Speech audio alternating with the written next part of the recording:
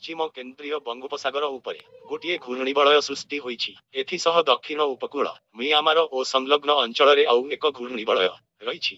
उभय घूर्णिबलय प्रभाव में सोमवार पश्चिम केन्द्रीय बंगोपसागर और संलग्न अंचल एक लघुचाप क्षेत्र सृष्टि हेब।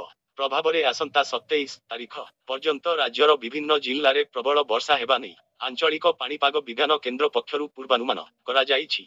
सोमवार पूर्वाह्न सुधा उपकूल और दक्षिण ओडिशा समेत अनुगुल, ढेंकानाल, केन्दुझर, मयूरभंज, देवगढ़, नयागढ़, नुआपड़ा जिल्ला रे घड़घड़ी बिजुली सह प्रबल वर्षा होई पारे। परवर्ती 24 घंटा मध्य केन्द्रापड़ा, जगतसिंहपुर, कटक, बालेश्वर, भद्रक, केन्दुझर, मयूरभंज, गंजाम, गजपति, रायगड़ा, कोरापुट और मालकानगिरी जिल्ला रे प्रबल वर्षा हेब।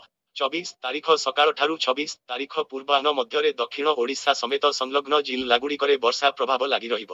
ताहाकु दृष्टि रख आंचलिक पाणीपाग विज्ञान केन्द्र पक्षरु आज येलो वार्निंग जारी करा जायछि। वार्निंग जारी होइथिबा जिल्लार जिल्लापाल माने जेकोनोसी प्राकृतिक विपर्ययर मुकाबिला पई प्रस्तुत रहिबाकु एआरसीଙ୍କ पक्षरु परामर्श दिया जायछि। सेपटे 23 तारिखरे पश्चिम राजस्थान और कच्छ अंचलरु मौसुमी प्रत्यावर्तन करिबाकु पाग अनुकूल रहिबा पाणीपाग केन्द्र कहिछि।